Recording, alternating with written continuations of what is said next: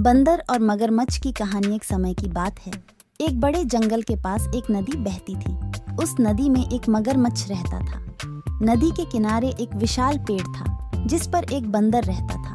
बंदर बहुत ही चतुर और खुश मिजाज था।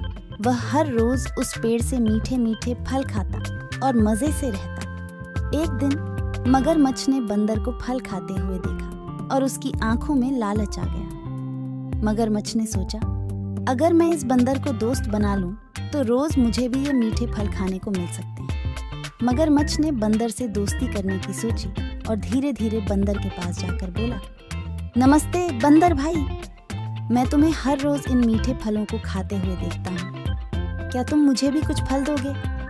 बंदर ने खुशी खुशी मगरमच्छ को फल दिए और दोनों में दोस्ती हो गई। अब मगरमच्छ हर रोज बंदर से फल लेने आने लगा। एक दिन मगरमच्छ ने अपनी पत्नी को बंदर के बारे में बताया। उसकी पत्नी बहुत ही लालची थी। उसने मगरमच्छ से कहा, अगर ये बंदर इतने मीठे फल खाता है तो इसका दिल कितना मीठा होगा, मुझे उसका दिल चाहिए।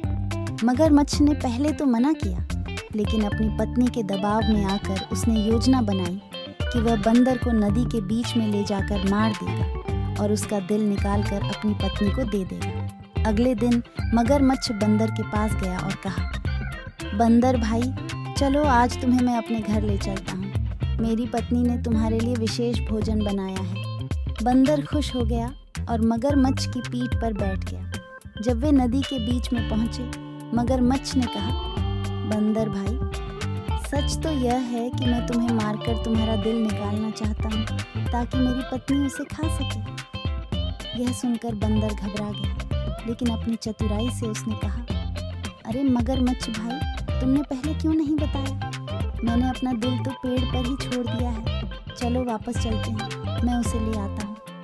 मगरमच्छ ने सोचा कि बंदर सच कह रहा है और वह वापस पेड़ की ओर मुड़ गया। जैसे ही वे पेड़ के पास पहुंचे, बंदर फुर्ती से कूदकर पेड़ पर चढ़ गया और बोला, मूर्ख मगरमच्छ, भला कोई अपना दिल बाहर छोड़ता है? जाओ, अब तुम मुझे कभी नहीं पकड़ पाओगे। मगरमच्छ को अपनी मूर्खता पर बहुत शर्म आई और वह चुपचाप वापस नदी में चला गया। बंदर ने अपनी चतुराई और हिम्मत से अपनी जान बचाई और फिर कभी मगरमच्छ पर भरोसा नहीं किया। सीख: इस कहानी से हमें यह सीख मिलती है कि हमें संकट की घड़ी में अपनी चतुराई और सूझबूझ से काम लेना चाहिए।